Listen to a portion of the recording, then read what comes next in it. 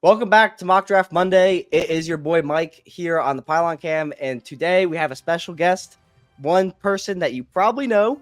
His channel is very well done. It's one of my favorite channels on YouTube. It's football analysis, and I'm joined with Garrett. Garrett, how are you doing today?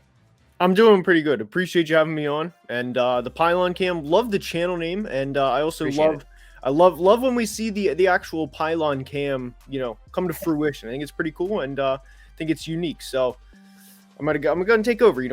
I have odds. Mike has evens, and first pick overall here. It's Caleb Williams. It's Caleb Williams. It's Caleb. It's no surprise. This pick has been pretty well known for the last 3 months. It's no surprise. We're just gonna keep it rolling. Yeah, I don't think that there's any surprise there. I think that the Marvin Harrison trade down type thing scenarios are all dead. And then with the second pick, I think given what we know at pro days going on right now, and I think that I disagree with the Cliff Kingsbury wants a mobile quarterback thing because I think Drake May is mobile. So I think if you're gonna say Cliff Kingsbury wants a mobile quarterback, Drake May is still in play, in my opinion. But there was a slip up today with the LSU head coach during the pro day. He did say that Jaden Daniels is going to do great things with the vertical threats they have in Washington. I don't know if you heard that clip, but that did happen. So with that being said, I'm going to go ahead and take Jaden Daniels here at 2. I think that it's a good pick. I think you can't go wrong with Jaden Daniels or Drake May. But with pick 3, passing it back to Garrett, and also trades are happening. Didn't mention that, but trades are happening. Trades are happening, and to be honest, there's been a lot of smoke recently about the Patriots potentially drafting a guy and having him sit behind Jacoby Brissett for a year, having him sit behind a little bit, because as we know, the Patriots' offensive weapons are pretty bad. I'm very, very tempted to take JJ McCarthy here, and I know that may be a bit of a surprise. I know that may shock some people, but Daniel, you can take Daniel Jeremiah's word for it. I listen intently to what DJ has to say, because DJ is as plugged in as they get, and in DJ's mocks, he always goes with what he hears rather than what he sees on tape. And DJ thinks the league is going to be very, very high on JJ, even higher than the media is. But I think with New England, with how many holes there are on the roster, I think the most sensible thing here is to trade with Minnesota, who obviously has the 2 first-round picks. They are one of just 3 teams that have 2 first-round picks this year, but Chicago and Arizona obviously would not want to trade multiple first-round picks to go get a quarterback. So I think 11, 23, and a 1 makes the most sense here for the Vikings and New England. I think both sides come out pretty even, and New England will greatly improve their roster. As we know, they are not very good offensively at the moment, and with Minnesota here, they signed Sam Darnold for a reason. He'll play maybe the first 5 or 6 games, but as you saw Mike just make the pick, Drake May would be the selection. Yeah, you mentioned it in the beginning. I think that, just to touch on this pick, I think that Minnesota is my favorite landing spot for any of these guys, especially Drake May, because not to annoy New England fans, but Kevin O'Connell is going to maximize Drake May in a way that Jared Mayo may not. And I think that we know with what we saw O'Connell do with the Pastronaut and just the myriad of quarterbacks he had last season, getting value out of all of them. And you have Justin Jefferson, you have the offense, you have the system, you have the pieces in place to get someone like Drake May and potentially turn the Vikings into the NFC version of the Buffalo Bills, but with an offensive head coach. And at pick 4, I think that if Drake May slides, but if someone wants to come up for JJ McCarthy, and typically I think that the Vikings will be coming up for Drake May or JJ, I think the Cardinals, could do something like they did last year, which is trade this pick, which they've been reportedly open to doing, trade down to 11, and then come back up at 5 to get Marvin Harrison Jr. if the Chargers are willing to pass on him, which I do think they are. But we're not going to risk it. There's no point in trading back. The Giants could maybe come up to pick 4 for JJ, but at this point, with the Vikings being the big threat to come up for JJ, if that's who they want, out of the way, there's no pressure to come up. So we're going to have the Cardinals take Marvin Harrison at pick 4. I like the pick, and with the Chargers here at pick 5, I know Jim Harbaugh obviously loves to run the football. We saw the two running backs last year in Michigan with Blake Corum and Donovan Edwards. I almost said Gus Edwards. Yeah. Donovan Edwards. Ironically, the Chargers did sign Gus Edwards in free agency, so that kind of tripped me up there. But anyway, with the Chargers up, as much as I want Quentin Johnston to succeed, by the way, I'm not entirely out on him after a not great rookie year. Quentin Johnston is not a guy that I think is a one-man receiving core right now. And even if he had a Jamar Chase or Puka or JJ rookie year, I still wouldn't want to roll into year 2 with just him and go from there, especially after trading away Keenan Allen and releasing Mike Williams. So Malik Neighbors just ran a 4.35 at his pro day. I think this is pretty simple. You have to help out your franchise quarterback in Justin Herbert. You have to give him some weapons. And Malik Neighbors is, to me, one of the best receiving prospects in the past 5 to 7 years, really only behind Marv and Jamar Chase, at least to me, from a pre-draft evaluation standpoint. So Neighbors he makes too much sense. Yeah, and I think those are all good points. I think there's two things I want to say about this pick real quick though. For one, I've been in the camp of like I wouldn't be shocked if Neighbors goes over Marv. Like, given that they have Kyler, it's different for the Cardinals specifically, but like I think Malik Neighbors is completely quarterback proof because he doesn't need a vertical passer to be successful. He doesn't need that to expand an offense in a way that Marvin Harrison just can't because he's not as explosive. So I'm very sad you took Malik Neighbors for the Giants. But the other thing is, and push back on me because there's two sides of this argument, and I'll play the bad guy in this scenario. But like, for me with the Chargers, and being that there's no trade back option in this scenario, because unless the Raiders wanted to come up or the Broncos wanted to come up, but I don't think the Broncos could afford to come up at this point, and they wouldn't trade with a division rival. It's tough for me to rationalize, and it has nothing to do with the talent on the board, but like the Chargers offense is not going to flow through whatever receiver they pick here. It's still going to be a Greg Robe and Jim Harbaugh offense. That's why I think trading down makes the most sense, and there's so much talent at the top of the second. Like, you got to remember, pick 37 is the Chargers, and they could take A.D. Mitchell, Troy Franklin, whoever they need to be that guy that they would be getting here at 5, to a lesser degree, obviously, because the talent level is different. But what do you think about that scenario? Like, I'm not trying to bash your pick or anything. No. Your opinion. Well, who would you have taken then? Because you said you wouldn't have traded down, so would you have just taken Alt and just had Slater and Alt? Would that be the? I really think, and I think that this is the ideal outcome, is they can trade back and get Bowers, is what they want to do. Because we saw what Greg Roman did with Mark Andrews, and then with Jim Harbaugh having the jumbo sets that he runs like all the time, they're going to need tight ends on the field. I mean, their 3 big signings were 2 pass blocking tight ends and Gus Edwards. Like, if that doesn't spell it out, what they're trying to do, you know what I mean? So, like, I think Malik Neighbors is amazing, an amazing pick for the Chargers. Nobody would be mad about that. But that's where I'm thinking about it, is like, they're going to run the ball anyways. So, like, do they want this guy that they're going to just not give, like, 12 targets a game to? And, like, low-key, you're sleeping on my boy Josh Palmer, but that's neither here nor there. But anyway, Giants pick 6. Anything else you want to say about that? No, I like Neighbors. I mean, Neighbors is, he's like you said, I just think he's quarterback proof. And by the way, one thing that I did want to add on, I do think there are certainly teams at the back half of the first round. I wouldn't be surprised at all if a team like the Chiefs had Neighbors over Marv.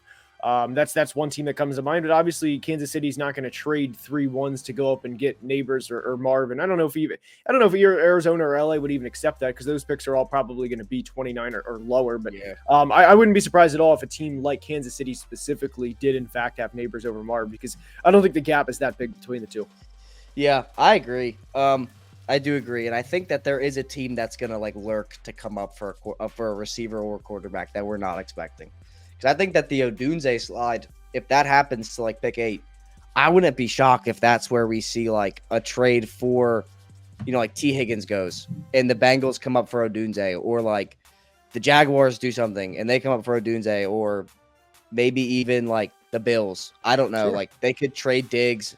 There's all that drama, whatever. But with pick 6, to get to the point, with pick 6, there is the latest update in Giants land, I think, is there is a private workout scheduled with both Drake May and JJ McCarthy. And in my opinion, I do think there's been a lot of smoke with the JJ thing but I do think there's a lot of reality to that. I mean, at this point, they've invested money, they've invested travel time, they have a lot invested in this, and they do have a private workout scheduled with JJ on Easter Sunday because we live in a heathen world. No, I'm just kidding. But they do actually have a private workout scheduled for Easter with JJ, and they do have one scheduled with Drake May. That's why the big brash of the Giants was at Washington today and not in Chapel Hill.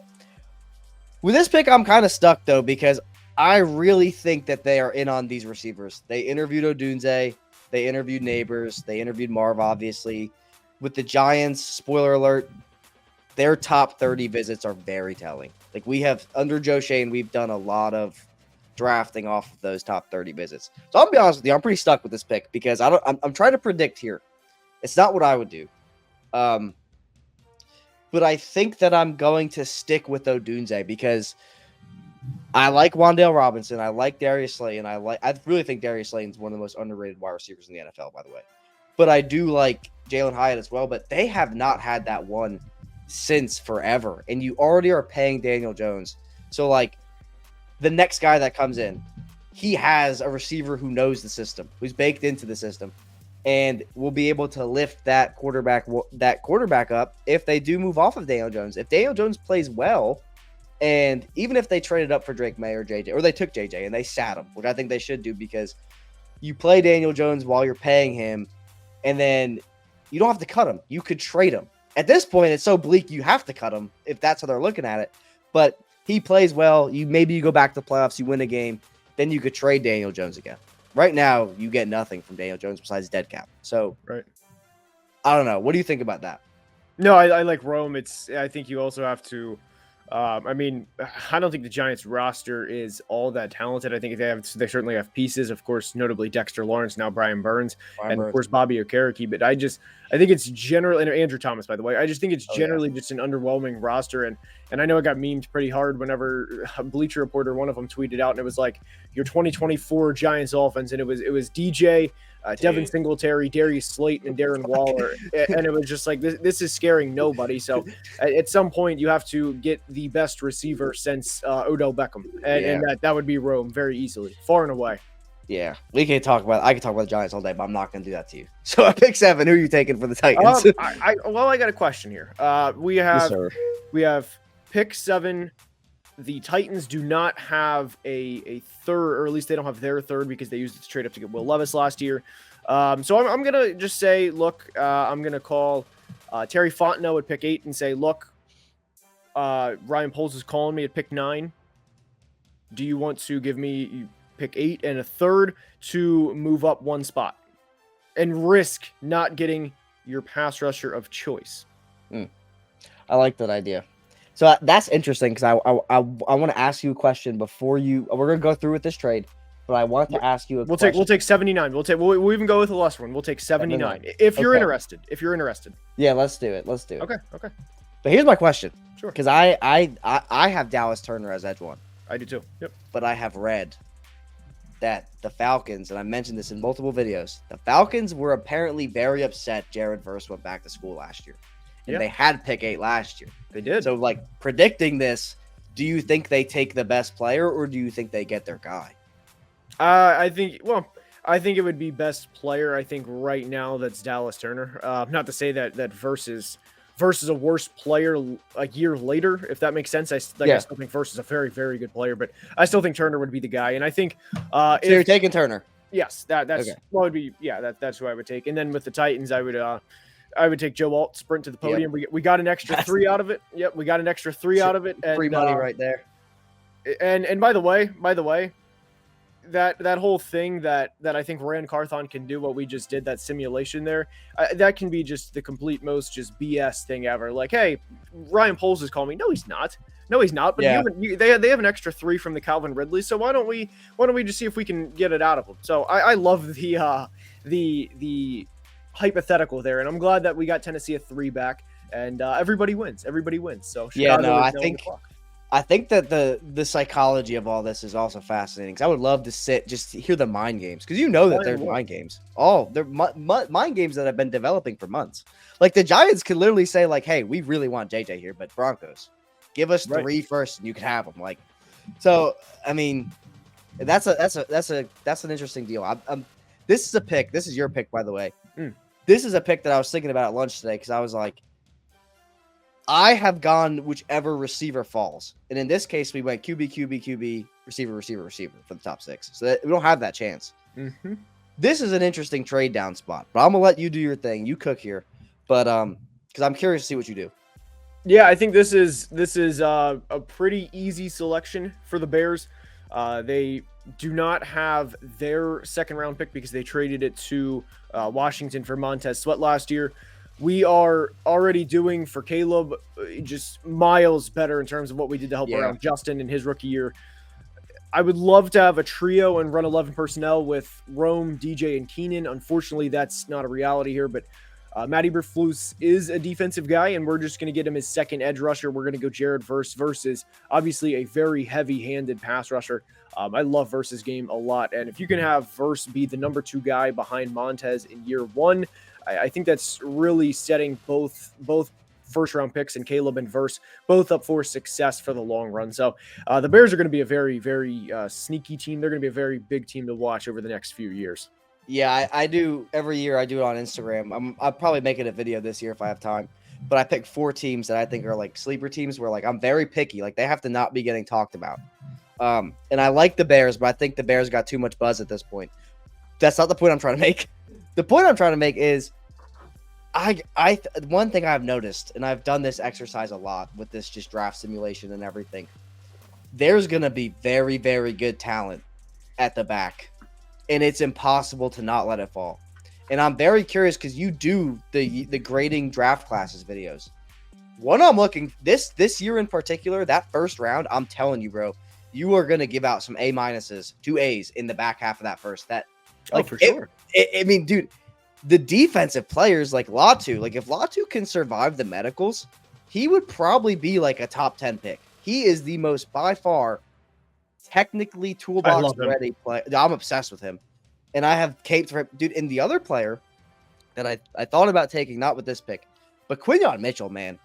That kid is a top 10 pick every year, not this year. He's checked every box. He's done the pro day. He's done the combine. He's done the Senior Bowl, and he has dominated all of them. And he's going to be just a value pick for someone who's just picking down here because he just – like, Colts at 15 getting Quinyon Mitchell is robbery. I'm sorry. Well, we'll have to see. Maybe we'll have to see. Maybe you're we'll have to see. We'll have to see. There's some trades that we've discussed, and we'll see. I'll just leave it at that. So with this pick, the thing that like I told you when we were just chatting, I have my ear to the ground with a lot of this stuff. And if you follow Twitter, if you follow kind of just loosely with Twitter, you probably heard the whole Joe Douglas, not Joe Douglas, my bad, Robert Saleh and Woody thing today, Woody Johnson thing. And he wants to get more offensive, and he wants to get he wants Robert Saleh to be a more overall coach. I think that's the exact word he used, overall coach. Here's my thing. And I've seen this, and it's all cool if everything goes right. If nobody gets hurt, you take Brock Bowers or you trade up for Malik Neighbors, you do something stupid. Not stupid, but you know what I mean. You're probably getting 14 games from Tyron Smith, which was your big free agency signing. And then the tackle they traded from the Ravens, Morgan Moses. Yeah, Morgan Moses. Thank you. I got you. Appreciate it. So I still think even that, like, and the other wild thing that I was reading was Robert Saleh wants to go edge again for the 3rd year in a row, which is crazy. I still think you go tackle. I still think the correct pick and the Joe Douglas pick is tackle because they've been linked to Talisi Fuaga. Dude, and what if Tyron Smith gets hurt? Like, then you're screwed. Or not even Tyron. If Tyron Smith's the one you're worried about, he's playing left tackle. Olu Fashanu, I think, is one of the prospects that is taking the worst dose of prospect fatigue. Good take. Yep. Like, he's getting, like, last year he was a top 5 pick. This year he started out as a top 5 pick, and now we're picking him in the mid-teens for what? Like, for what reason? Love it. No, I agree with everything. And I re-went through Olu's Ohio State tape last night, which that's the big red flag. And PFF credited him with allowing 6 pressures and a pass blocking grade of something like 47 is what it comes out to. But I went through the tape, and I thought there was 4 definitive pressures allowed. I didn't see 6. I don't know where the other 2 were. I mean, yeah, there were times where Sawyer and Tui Maloau definitely pushed him back, but we're talking about a guy that's had 2 solid years of tape, and it's unfortunate that he had 1 bad game. But I mean, correct me if I'm wrong here, but has Patrick Mahomes ever thrown an interception? Has Josh Allen thrown an interception? I mean, guys are going to get beat. I know Trent Williams is, of course, the gold standard at left tackle, but Trent Williams allows pressures, and it's part of the game. And I think Olu, I actually tweeted this the other day, ironically, but I think Olu is just going to be such an overthought prospect, and if he gets past 10, it's an absolute steal for anybody. But my pick for the Patriots here, pick 11, we traded back from pick 3. We now have 11, 23, and a 25-1. Look, this offense has to get better. I love Brock Bowers. This is a deep tackle class. I wouldn't doubt that an offensive lineman is available at pick 23. Maybe we can even trade up, but this offense has to get better playmakers. Brock Bowers would be the best tight end they've had since Gronk, which, I mean, it's not really saying a whole lot, but Brock Bowers he's too good of a prospect, and he is very, very quarterback friendly. And I don't worry about his size. I think the whole size thing with Bowers is overblown. I agree. You're on Brock though? Yes, Brock. I don't want to screw up the board. Nope, Brock. Making sure. I was curious because I didn't want to say anything because I wanted to let you just go. I was curious if you were going to take a quarterback here still, and I was like, if the Patriots trade back to 11, they just got to get ball players. Like, they can't be like getting QB5 for fun, because you have to. And that's to bring me to this pick with pick 12. Like, the whole point of rookie contracts and rookie quarterbacks is the rookie contract. You want to maximize that. You want to take advantage, talent, surround your quarterback with talent while he develops. Dude, the Broncos have no money for 2 years. So you can get Bo Nix here, but are you really going to be able to set him up to succeed? Or JJ. Or JJ, who's still here, which I forgot about. Thank you for reminding me.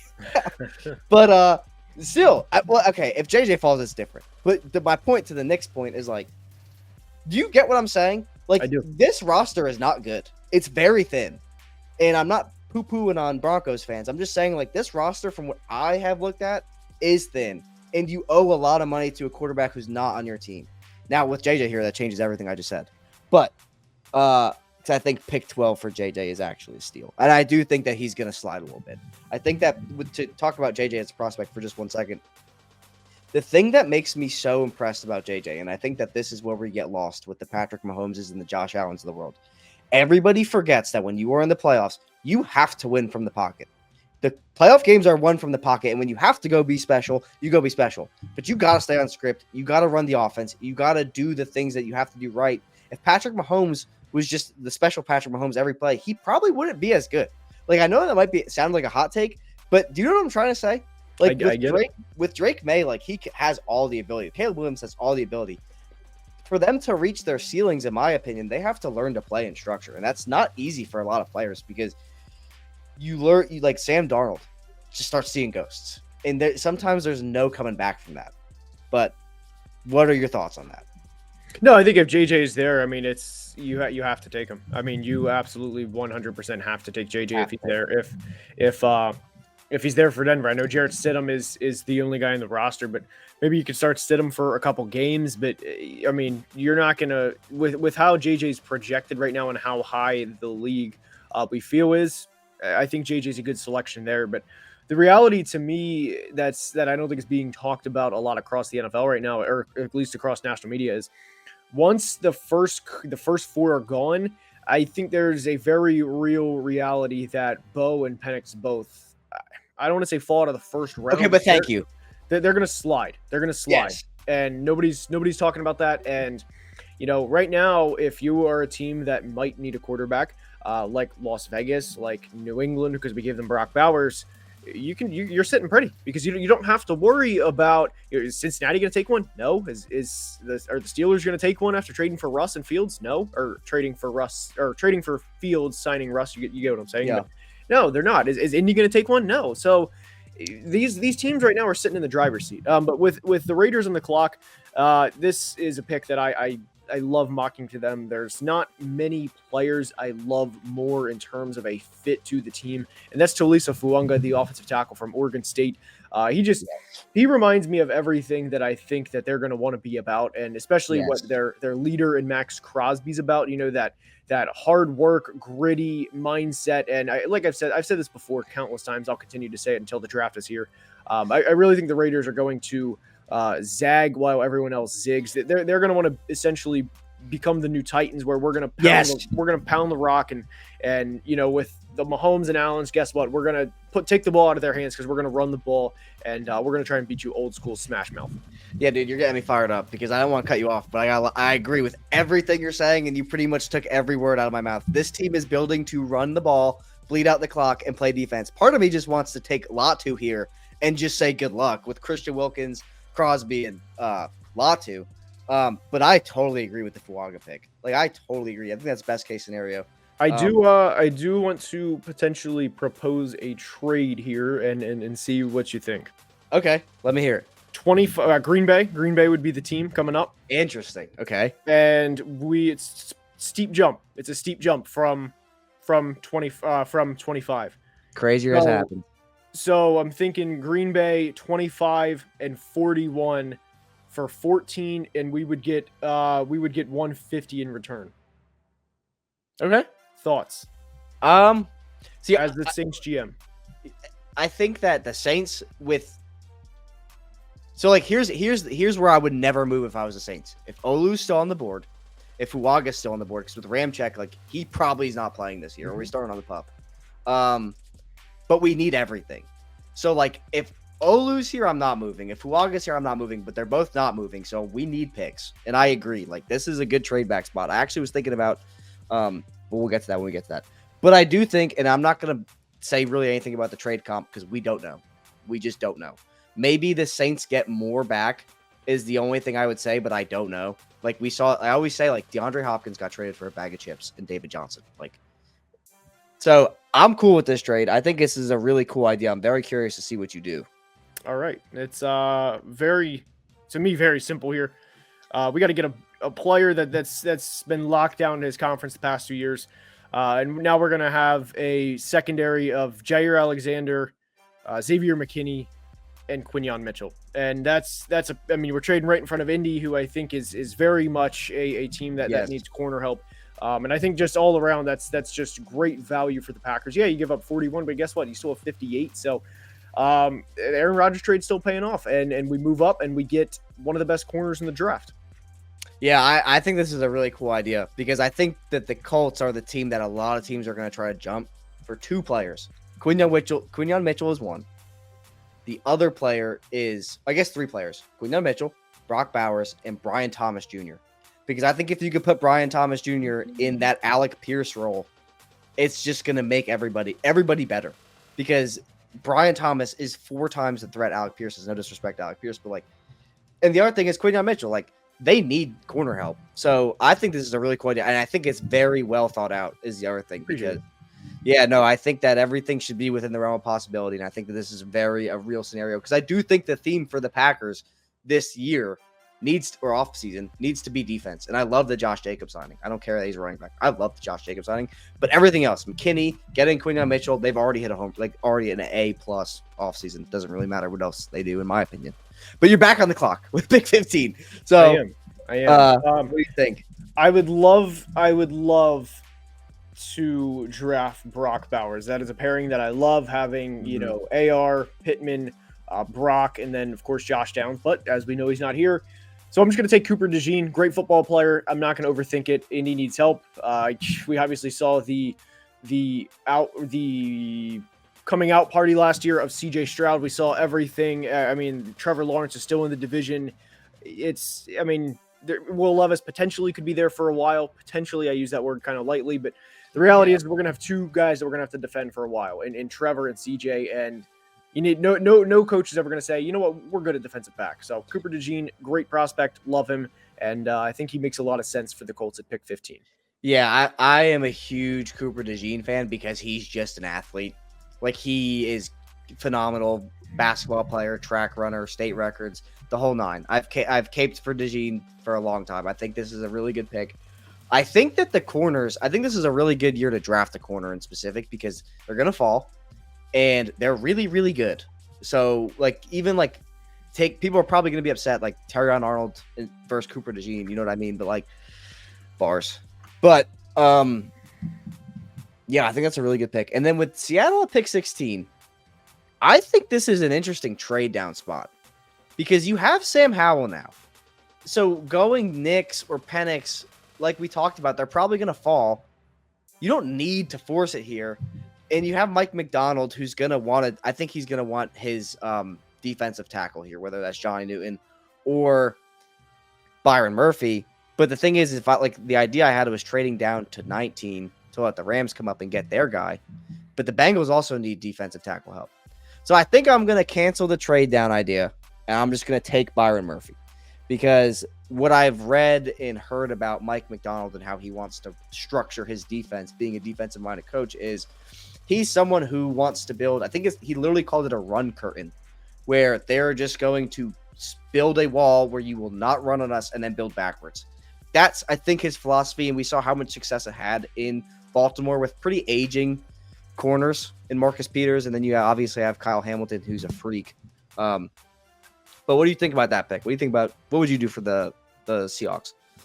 I like it. The thing is with Seattle is they have just gotten absolutely destroyed on the run over the past 2 years. And I actually released a video during the 23 offseason. It was the Seahawks team preview, and I titled the video "The Seahawks Have the Potential to Go to the Super Bowl," and the stipulation within that was being able to stop the run. And for the second straight year, they were bottom 5 in almost every category, and that was obviously a big problem for them. But that was one of the reasons I love the McDonald hire. Was it was just now we don't have to worry about that because everything's gonna just gradually over time get better, and because the reality is it almost can't get worse. So I love that pick, and I think it makes a lot of sense for Seattle.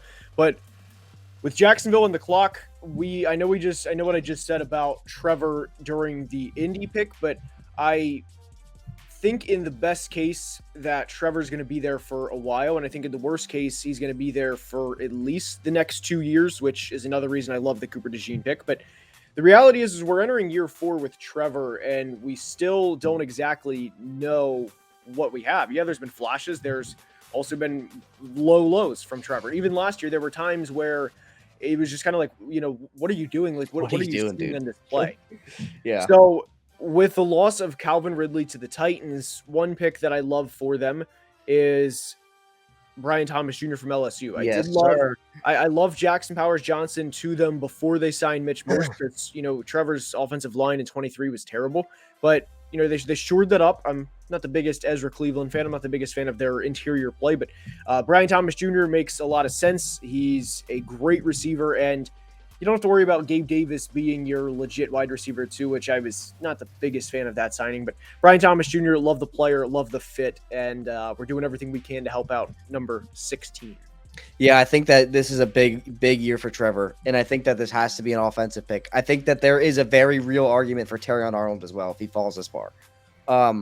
I think while you were talking, I was thinking about the Bengals pick, and I was like, what if they just say screw it and just took Brian Thomas Jr. anyway and kept T. Higgins? Because at this point, T and Jamar have both gotten hurt like every year, one or the other. This way, you kind of keep your stride and keep moving. But I don't think it's the smartest pick because, to play my own devil's advocate, like there's so much talent at the back end in the receiver department. But I really do like the Brian Thomas pick. I agree. I think that that's a really good pick. With the Bengals at 18, I think this is a team where you could go a lot of different directions. You could go tackle. I think you have to replace Jonah Williams, who left the Bengals. Do you remember? For the Bengals, what in the offensive line? I'm sorry. It was Jonah Williams or Jonah Williams went to Arizona. Yep. Jonah Williams. Okay, so I think you do need a right tackle, and I think that you cannot risk Joe Burrow getting hurt again. So let's just kind of nip this. This is where I'm kind of curious where you have these guys ranked. Don't say anything yet, but I got you. Because I'm a big Amarius Mims fan, but my problem with Amarius Mims to the Bengals is he needs time. Like he does need time. Where you could just take J.C. Latham and hope for the best because he's a very high floor player. I'm not the biggest fan of him, but I do think he's a high floor player. Or you could swing for the absolute fences and take Tyler Guyton. I think Fontenot, however you want to pronounce his name, I've heard it both ways. Like, you probably want to keep him on the left. and I don't think left tackle is the biggest need because they have Orlando Brown there now.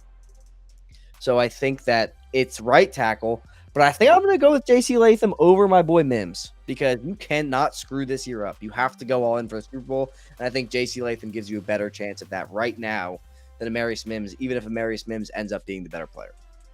Okay. I think I personally would have went Mims. I like both players, though. There's really not an offensive. Well, out of the three that were in consideration between Fataanu, Latham, and Mims, I like all three guys. Once you go a little further down the list, I have some concerns with them. But Mims, I like him a lot. I think he's a wall. He is I love Mims. He is just the smoothest or the best built 340 I've ever seen. I mean, it looks like he's like 250 just with the way he carries weight. I love Amarius Mims. But Latham, like the pick. But this is a bit of a tough situation here with the Rams. I know who I'm going to go with, but I at least want to toss a couple players out here. Fataanu to the Rams would be great because then you'd have, essentially your offensive line for the next few years set, or at least 4 out of 5. And there's not a lot of teams that can actually say that. They signed Jonah Jackson in the offseason. Steve Avila is getting kicked inside to center. And of course they have Kevin Dotson, who just had a great year at right guard. But this pick to me, look, let me back this up here. He is a bust unless he is not a 10-time Pro Bowler and a 3-time DPOY. Jerzon Newton, welcome to LA, buddy. Get ready to live in Los Angeles, buddy. And if you're not Aaron Donald 2.0, you're a bust. You heard it here first. And I'm completely kidding. Do not clip that. I really do like Johnny Newton, and that's who I was curious what you would do because I also like Mims to the Rams just because I think he would. He's a player where like he could come in and just be a run blocker for a while and then develop. But I like Johnny Newton there. So I was curious what you were going to do because I think both are the correct pick, if that makes sense. And with the Rams, like to be honest, they always pick the right player. So I guess it doesn't matter. What they do is the right answer. Steelers. I think this is a pretty simple pick. I'm not going to expand on this too much for the Steelers fans. So if you want to say some stuff, tackle is a massive need. But if I know that I need a player who I'm not going to think about when my head hits the pillow at night, if I'm the GM of the Steelers, it is Jackson Powers-Johnson. Because you have Nate Herbig as your center right now, and he is a guard. Jackson Powers-Johnson, like every year I kind of try to talk about some players who I think are like safe picks, where like your team's getting better. No matter how you look at it, it's getting better. And there's no doubt about that. And I think Jackson Powers-Johnson fits that criteria. Like I could take Jackson Powers-Johnson, put him at guard. I could take him, put him at center. I could put him at either guard, and it's gonna work. And I think for the Steelers, who are like desperately trying to patch this O-line up for year 3 now, like you take Jackson Powers-Johnson and your interior or center is set wherever you want to put him.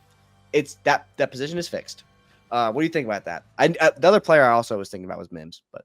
Well, the thing is with JPJ, he doesn't get bulled back a lot. I mean, I'm sure if he plays Dexter Lawrence or somebody that's, like a one-on-one player, I'm sure not just him, but pretty much anybody would. But JPJ doesn't get there's not a lot of just straight, just pushback in terms because of how big he is and because of how strong he is. So when you have a 5'11" quarterback that's already a little lenient on throwing over the middle, and Russ, who really doesn't do that much at all, I like the fit there. For Pittsburgh a lot. And this pick here, picture me sprinting to the podium. Very, very easy pick for me. I actually already clicked it on my screen. It's Troy Fataanu from Washington. Okay. Miami has Teron Armstead flirting with retirement seemingly every year. He also is not close to having perfect attendance. He's missed a lot of time over the past few years. And I think Fataanu to the Dolphins makes really a lot of sense for both sides. But I do have a question. See, I'm going to feel this out here. I want to trade from 25 to 22. I think we're going to trade back up, and I'm eager to see if you're interested with the Saints. We're just testing it out here. Obviously, so I'll be honest with you. If I was the Eagles, yeah, you can say no, of course. My fingers are crossed, like I mentioned with the Saints, that Mims or Guyton fall because they don't have to play. You're keeping Lane Johnson for a year. So this is like what just vintage Howie Roseman of I'm going to draft this kid. I'm not going to play him for a year. And then boom, all pro. And I think if you can give him a Guyton or a Mims, you're doing that. And with Mims specifically, he played only 8 games last year. I think he only played 8 games last year. He's going to have time to work out the health kinks. He's going to have time to work out, develop as a pass blocker, get those reps. Same with Guyton, because Guyton is one of the more athletic tackles. And here's my concern. This is why I'm kind of pushing back on this. Let's just say I say yes. I'm cool with Guyton or Mims. I know you're coming up for a tackle. And I know Dallas is probably taking a tackle. And the Patriots might take a tackle. So I'm risking, I have a 25% chance that 50% chance that one of my guys make it, if that math is mathing, which I don't think it is. So I'm gonna say no. I'm gonna hang up the phone and be like, sorry, I can't do it. And I am gonna take Amarius Mims to the Eagles. Because tell me I'm wrong. Now that I made the pick, you were coming up. I would love to tell you you're wrong, but you're not, because Amarius was who I was going to come up for. That was who I was planning on coming up for. But my pick here for the Patriots, there's one guy that I'm thinking of. He's staring me right in the face, and the reality is the Patriots might not be done with this mock. We'll see. But the Patriots need a lot of help. I think this guy's game compares to George Pickens, and kind of a blend of CeeDee Lamb, and that's Adonai Mitchell from Texas. I love Adonai, and if you can walk out of the first round with Brock Bowers and Adonai Mitchell, oh, by the way, and a 2025 first, Patriots fans get pissed at me a lot. I've mocked them offensive linemen before, not just one, but 2 offensive linemen with picks 11 and 23. They let me know. They let me know. They tell me I don't know ball. They tell me a lot of things, a lot of mean names, but anyway, I think I'm making up for it here. So Brock Bowers, AD, love the picks, and that's definitely starting. And like I said, the Patriots may not be done. We'll see. Yeah, dude, I actually really like that pick. I'm very interested because AD Mitchell is a prospect that I think is very fascinating, because the RAS scores now, those things. AD Mitchell is in the 99th percentile, which I did not expect.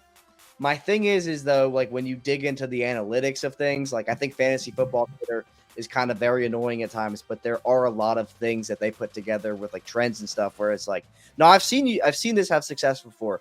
And AD Mitchell, because I really admire Steve Smith's opinion on receivers, and he likes AD Mitchell.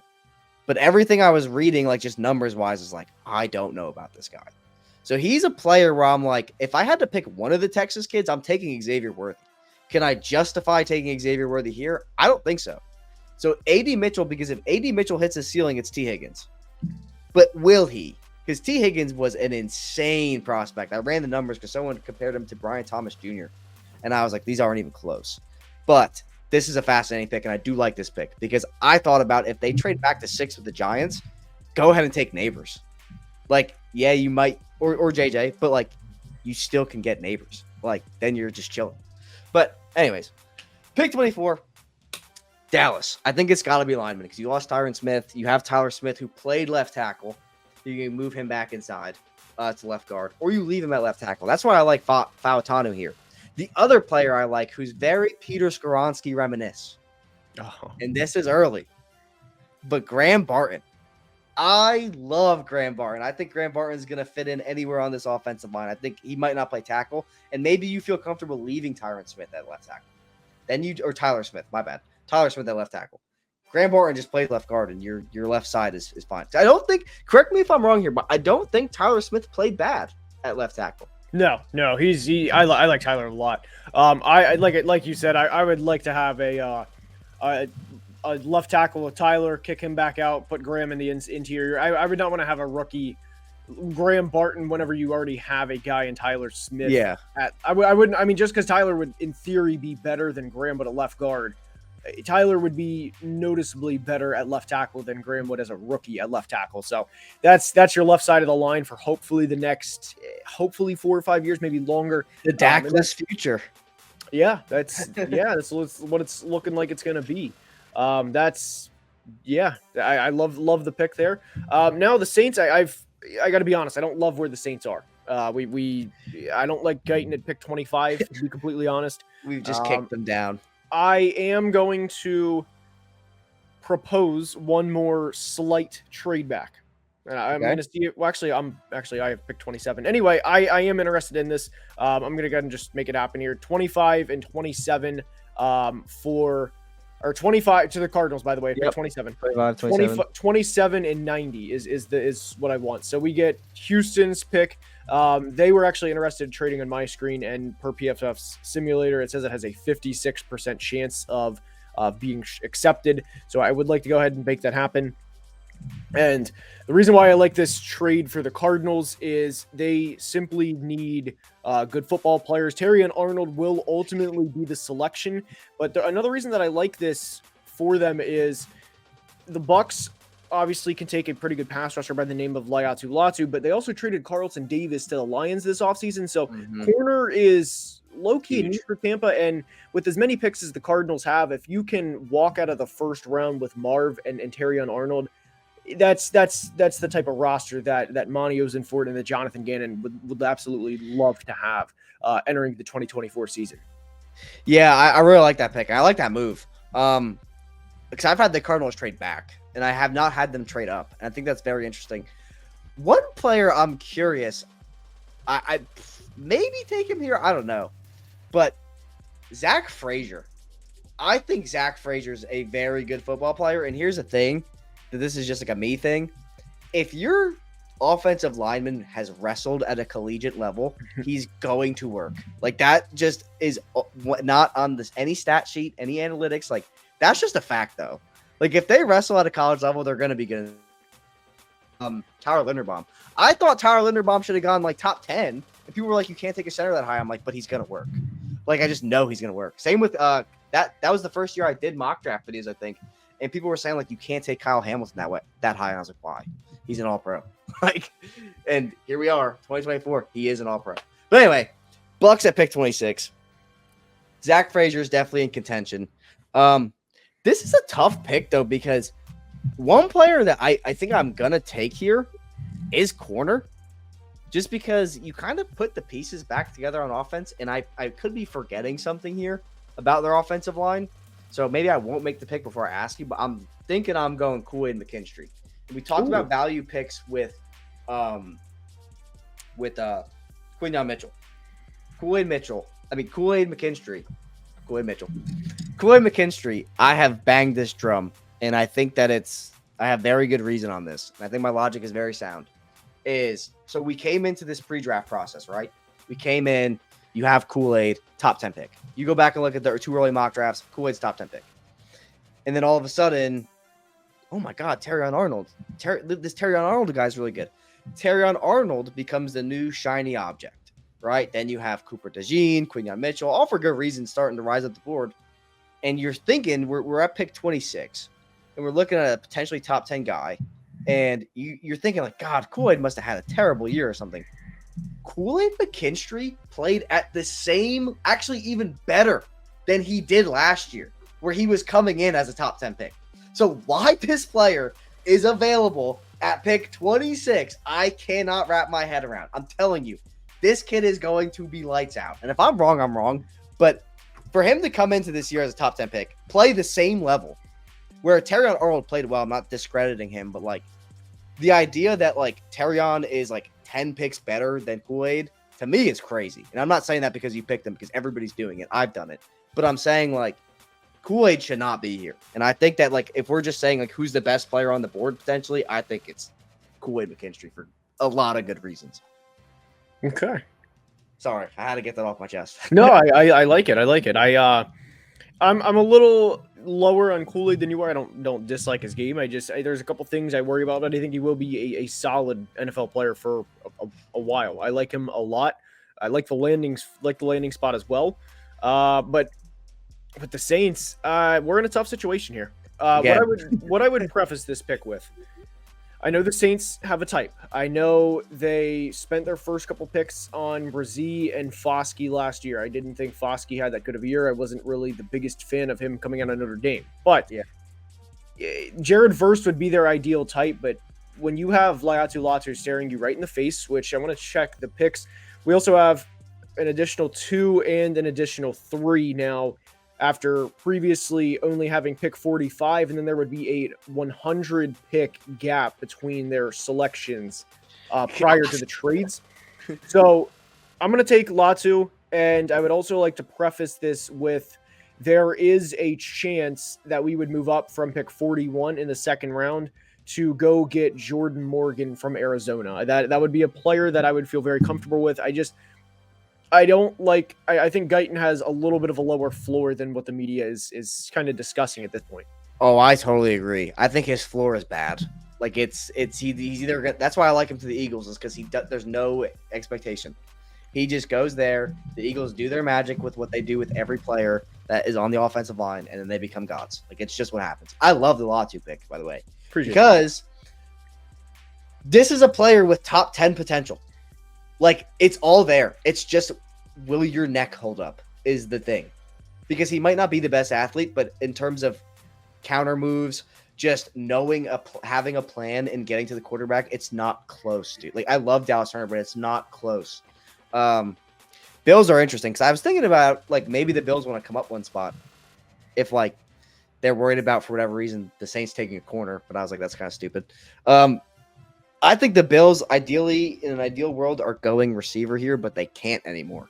Because at the beginning of free agency, they gutted their entire secondary. So now it's like, okay, we have to get a corner or a safety or something.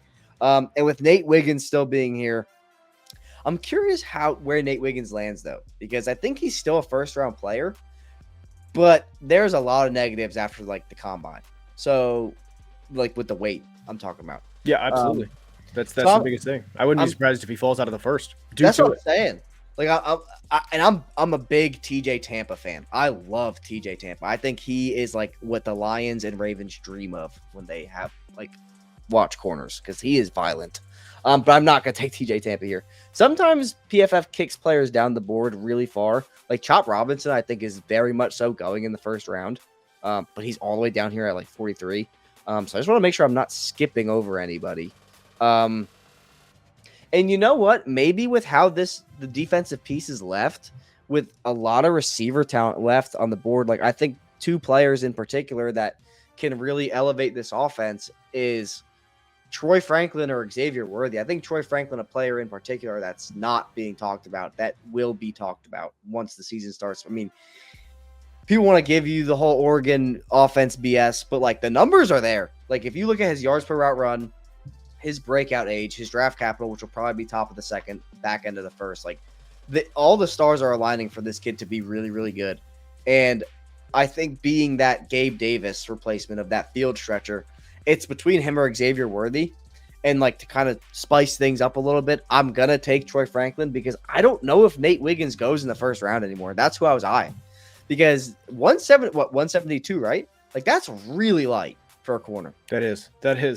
No, I that's the one thing that I worry about with Nate. And the thing is I think the Lions, I know they traded, like we discussed with the Bucs, they traded for Carlton Davis, but I still think the Lions could use another corner.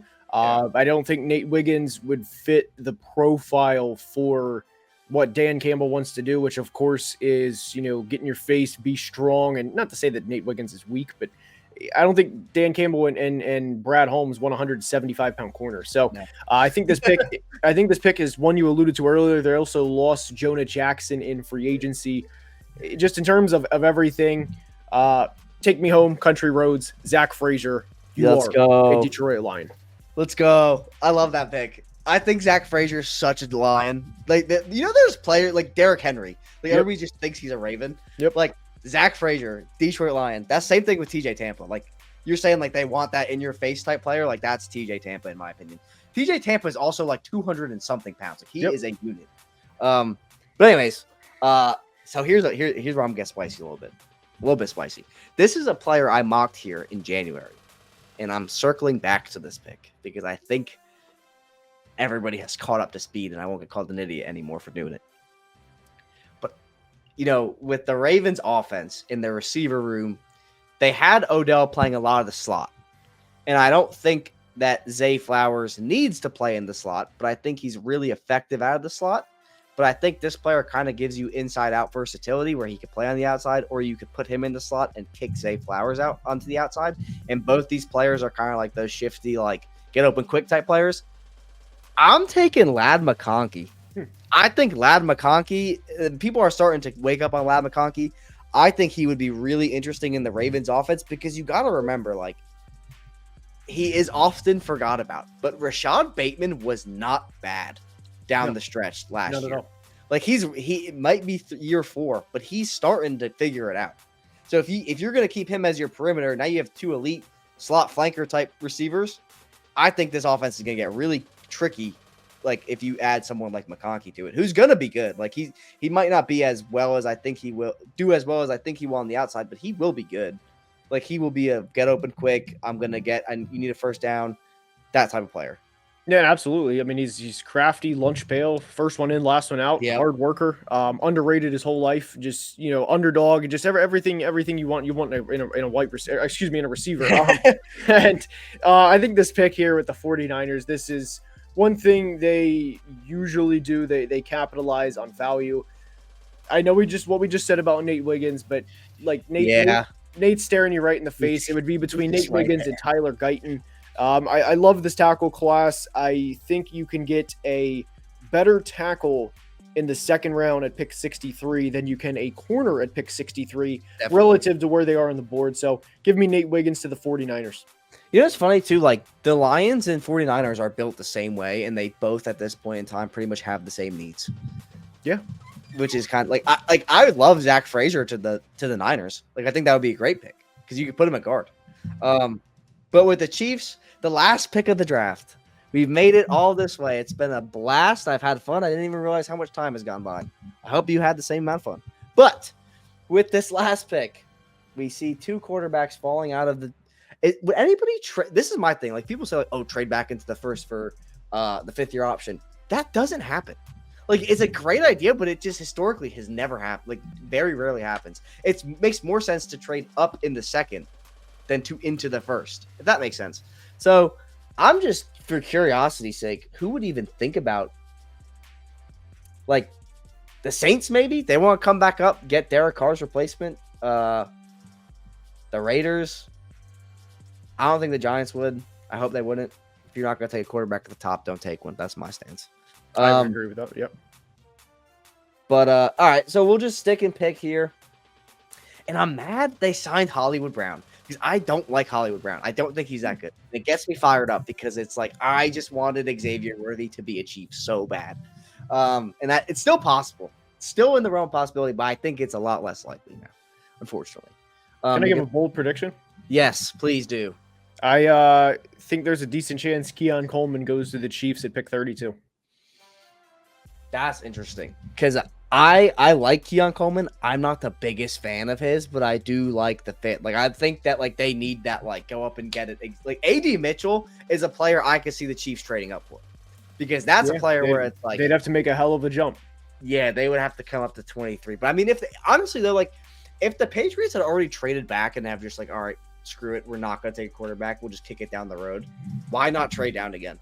Like you're just adding roster bodies like at that point. And you could just this class, I think it's really understated how good this top 100 is. Like it's very, very good. Since I've been doing this like since 2022, so only like I guess 2 years.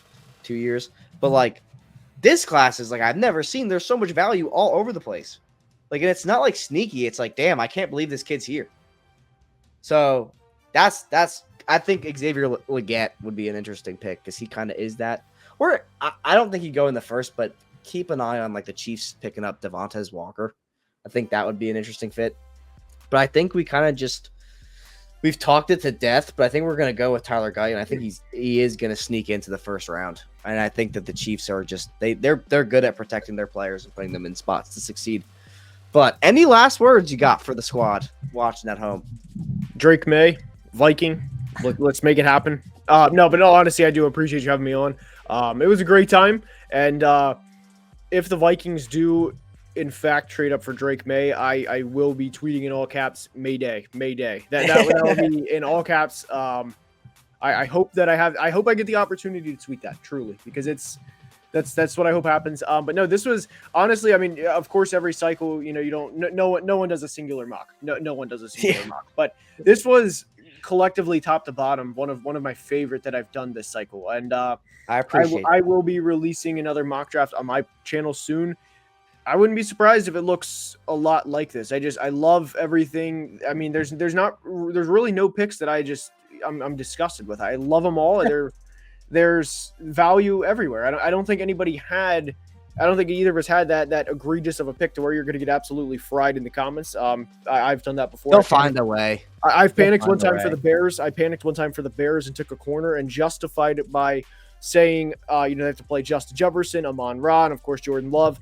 Rightfully so. You know, they have Jalen Johnson and Kyler Gordon, everybody, you know, the capital they recently invested. But no, I think that the value for everywhere is pretty reasonable. I don't think there's any too damning picks, I guess.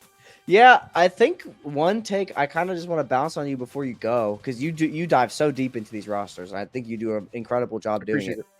Is Miami, because Miami definitely needs offensive line help. But that was the same thing they said last year, and Tua led the league in passing yards. And I think Mike McDaniels does such a good job. He does. Of just protecting his offensive linemen, by getting the ball out so fast where it's you really have to just be a traffic cone for half a second. I'm curious if they end up going edge or trading down, because their edge room is bad. It's really bad. Well, I like their edge room when healthy, but that's yes, when healthy.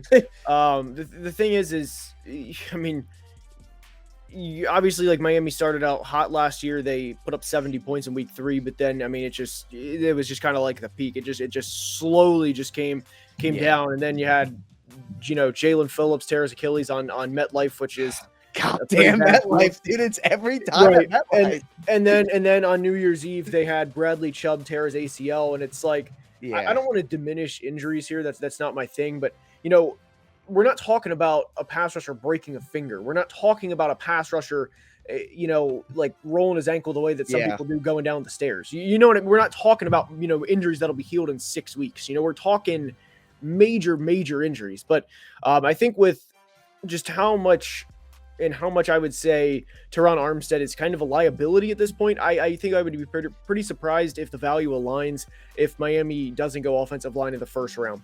Yeah, I think with Tara, I think that's a good point about Armstead, because he always is I'm going to retire, I'm not going to retire. And he is the key cog, in my opinion, that keeps everything going, because he keeps them on track. And but anyways, I can talk your ear off all day, so I'm not going to do that to you. But thank you so much for coming on. Thank you for being just willing to come on. And honestly, it was a great time. I hope you enjoyed it. But with all that being said, as always, guys, I'll catch you in the next video. Peace.